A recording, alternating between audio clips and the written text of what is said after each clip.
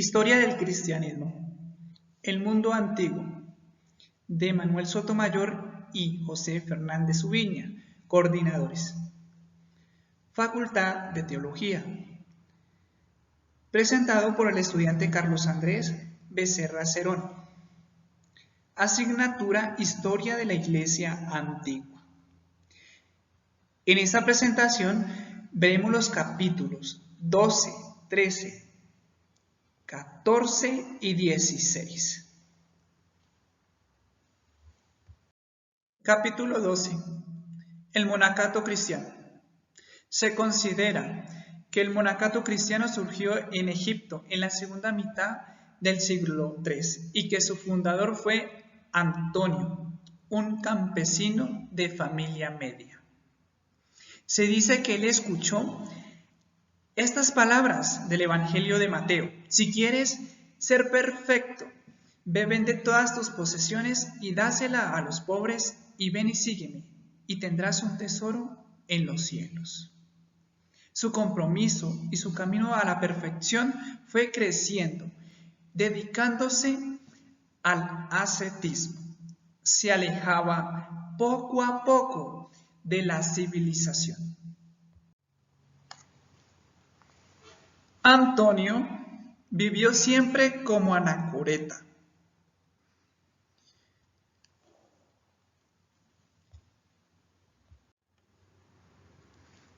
Y murió a la edad de 105 años. Para entonces había alcanzado una inmensa popularidad por su rigor ascético, su santidad, su sabiduría natural y su capacidad para presidir y para orar curaciones. Toda su vida fue una larga lucha contra el demonio. Antonio advertía a los monjes que estaban con él antes de morir: ¿conocéis las insidias de los demonios? ¿Habéis visto cuán feroces y a la vez cuán débiles son?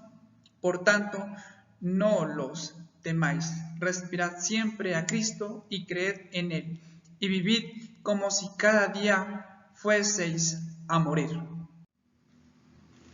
Se dice que Antonio aprendió de otros eremitas que vivían en las cercanías de las ciudades. La vida de Antonio ejerció una influencia decisiva en el desarrollo del movimiento monástico, pero el impulso ascético se manifiesta mucho antes en el seno del cristianismo. Las raíces del cristianismo en el monacato. ¿Dónde están las raíces de este movimiento espiritual que impulsó a los cristianos a retirarse del mundo y a organizarse en comunidades aparte? La cuestión de los orígenes y las fuentes del monacato cristiano ha sido muy debatida ya desde el siglo XIX y continúa siendo todavía hoy. El monacato oriental, Egipto. Ha sido considerado tradicionalmente como la cuna del monacato. Una fuente muy rica sobre el primer monacato egipcio es la obra de Juan Casiano, un monje que vivió en Egipto, en el desierto de la Tebaida primero, y luego en Ezete, a finales del siglo IV. 2. El monacato sirio, que se desarrolló de una forma independiente de Egipto, presenta rasgos peculiares desde sus orígenes. En el siglo IV, el movimiento ascético alcanzó una magnitud y unas manifestaciones originales que han hecho de los monjes sirios personajes tan influyentes y evocadores como los padres del desierto egipcio. En Palestina, el monacato está ligado a la presencia de los santos lugares que a partir del siglo IV, y gracias a la promoción iniciada por el emperador Constantino y su madre Helena. Este era el numeral 3. 4. El historiador cristiano Sosomeno relaciona los orígenes del monacato en Asia Menor con la persona de Eustacio de Sebaste, cuyas ideas ascéticas fueron condenadas en el Concilio de Gandra por su radicalismo y heterodoxia. Quinto, los orígenes del monacato en Constantinopla están pues teñidos de heterodoxia, de ahí que la tradición católica haya buscado un pionero fiel al credo niceno, el monje sirio Isaac, quien fundó en 381-382 un monasterio extramuros financiado por el senador Saturnino. El monacato occidental. Primero, las primeras noticias abundantes sobre un grupo de ascetas organizado en Roma proceden de Jerónimo, que vivió en la urbe entre los años 382 y 385. 2. Como en las demás regiones de Occidente, el ascetismo debió de preceder en la Galia a la implantación de la vida monástica. 3. Los ideales ascéticos en Hispania se encuentran entre las más antiguas de Occidente. 4. A pesar de la larga tradición en la práctica del ascetismo, que se documenta extensamente en Cartago desde el siglo III, no hay constatación cierta de la existencia de instituciones cenobíticas en el norte de África. Capítulo 3. El cristianismo y los pueblos germánicos. Conversión frente a cristianización. Ser cristiano significaba también ser parte de las posturas políticas, religiosas del Imperio Romano. Godos, primera cristianización.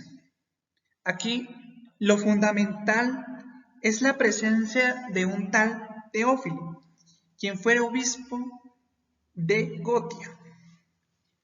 Lo característico de este pueblo godo fue el plantearse la aceptación de la religión como forma de realizar alianzas con el imperio.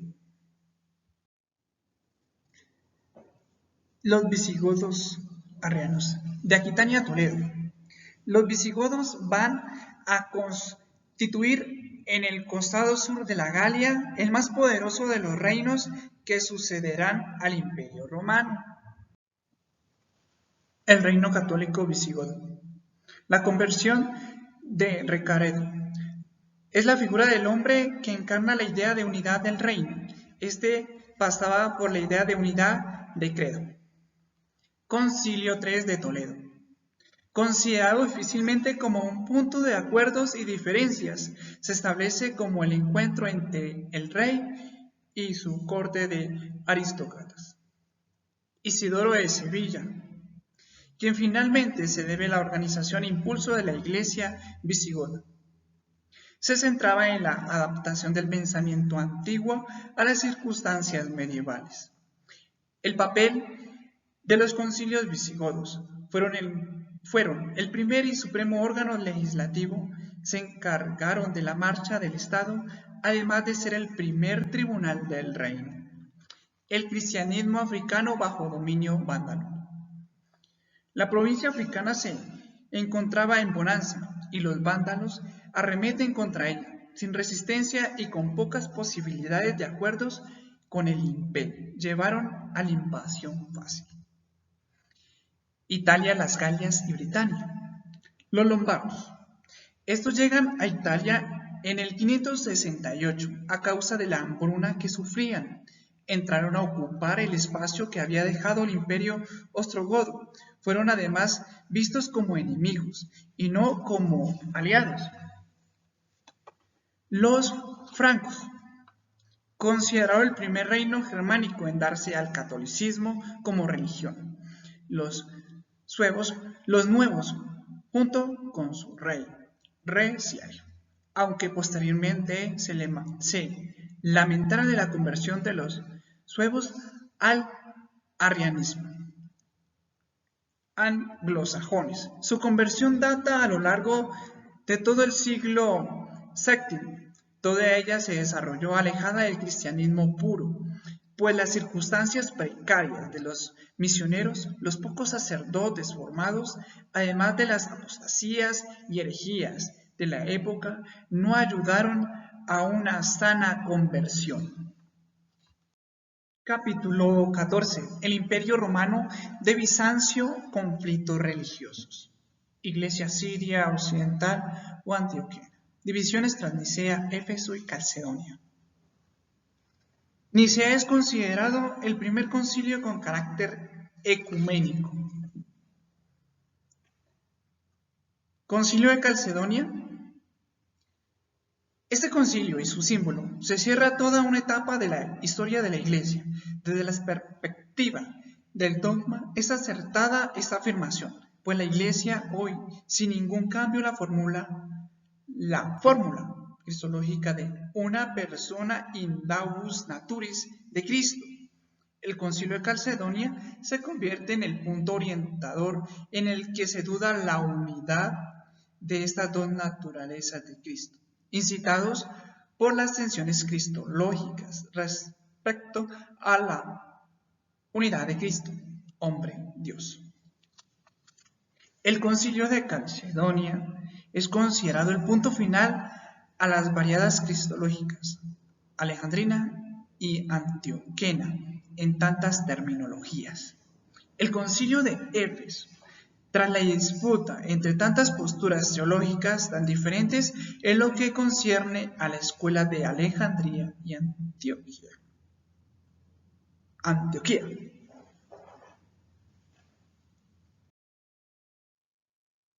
León Magno. Se señala como perteneciente a la edad de oro de la patrística, el más ilustre pontífice de la era del Imperio cristiano, siendo el primero que ha dejado una obra literaria. Es denominado el Papa de la Romanidad. Fue uno de los dos pontífices que mereció el título de Magno junto a Gregorio. Nació posiblemente hacia el año 440-461. Se destaca por su praxis en el imperio jurisdiccional pontificio, retomando la idea de la Roma eterna como la sede primada, situándola en el primer patriarcado. León Magno fue muy influyente en la convocatoria del Concilio de Calcedonia, siendo así que fue el primer pontífice en presidir un concilio y el primer concilio ecuménico presidido por él. La Iglesia occidental monofisita. Se dio la existencia de dos iglesias sirias occidentales, por un lado la calcedonianas y por otra parte la anticalcedoniana, denominada también monofisita. La iglesia siria monofisita se fortalecía no solo de la influencia siria, sino que también echaba mano de la fuerza persa, donde predominaba la iglesia sirio-occidental llamada nestoriana. La iglesia sirio-occidental caldoniana melquita. La sede antioquena sigue siendo ocupada por patriarcas ortodoxos, aquellos que seguían la doctrina estipulada por el Concilio de Calcedonia.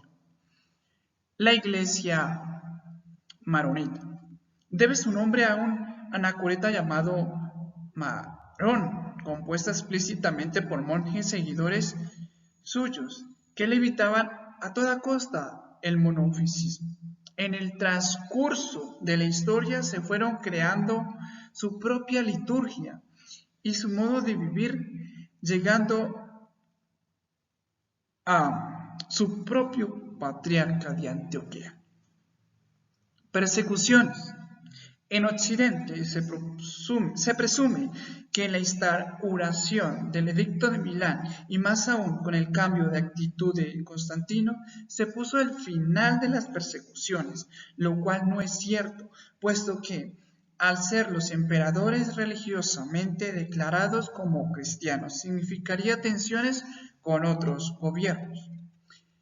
La Iglesia armenia. Los cristianos armenios estaban sometidos sobre todo a dos fuertes influencias, la antioquena y la helenista. La iglesia de Georgia es una de las iglesias cristianas más antiguas y según la tradición sus orígenes se remontan a la predicación del apóstol Andrés en Cólquida e Iberia. transcaucásica en el siglo I. La Iglesia copta. En los siglos IV y V, la Iglesia de Iberia estaba estrictamente subordinada al Patriarcado de Antioquía. Todos los obispos fueron consagrados en Antioquía antes de ser enviados a Iberia. Optaron fuertemente por la postura monofisita, llegando a unión entre obispos y monjes egipcios. Iglesia etíope. La tradición religiosa etíope atribuye la fundación de su iglesia a Felipe el diácono, quien habría logrado la conversión del tesorero de la reina de Etiopía, tras encontrarse con él cuando el etíope regresaba de una peregrinación en Jerusalén. Capítulo 16. El arte en el cristianismo antiguo. Todo parte de la preocupación sustancial de pintar y cómo representar lo divino. Aquí aparece la reflexión acerca de la encarnación. Dios se hace hombre en Jesucristo, sirviendo de sustento fundamental para los teólogos, para representar el Verbo encarnado. Luego de poseer forma y naturaleza humana, se hace merecedor de ser expuesto y exaltado en comparación a la misma palabra impresa en la Biblia. Posteriormente se fue reflexionando en distintos concilios todo lo concerniente a las imágenes. Concilio de Nicea 325, la afirmación del credo. El Hijo era consubstancial al Padre y era su imagen perfecta. Al mismo tiempo era hombre por la encarnación, por lo cual podía ser representado. Concilio de la Odisea 343 buscaba suprimir las imágenes del culto. Concilio de Éfeso 431 une la naturaleza de Cristo en una persona. Concilio de Calcedonia del 451, la unión hipostática de las dos naturalezas de Cristo. Concilio de Quinicesto en el 680 dedicó 3 cánones al respecto de los íconos. Concilio de Nicea 787, con la figura de Juan Damasceno, se fundamentó teológicamente en la veneración de las imágenes. Concilio de Constantinopla, en el 842, se concluye la problemática iconoclasta. Concilio de Constantinopla VIII, 869-870, ordena venerar y honrar las imágenes de Cristo del mismo modo que los evangelios. La imagen y la irrupción en la historia. Los entornos históricos cuentan con una pluriculturalidad que nos permite no desconocer escenarios donde la imagen no se permite. Hay religiones denominadas anicónicas. No existe en ellas una tolerancia a las representaciones, veneraciones o adoraciones de imágenes dentro de sus cultos religiosos. Posteriormente, en la época paleocristiana, la imagen cobra una importancia representativa, mas no cultica ni venerativa. Lo importante era la palabra. Ella sí era digna de veneración. Luego se da toda una disputa que, como ya hemos tratado anteriormente, dentro del ámbito eclesial se reflexiona y se discute en los distintos concilios antes nombrados. Bibliografía. Muchas gracias.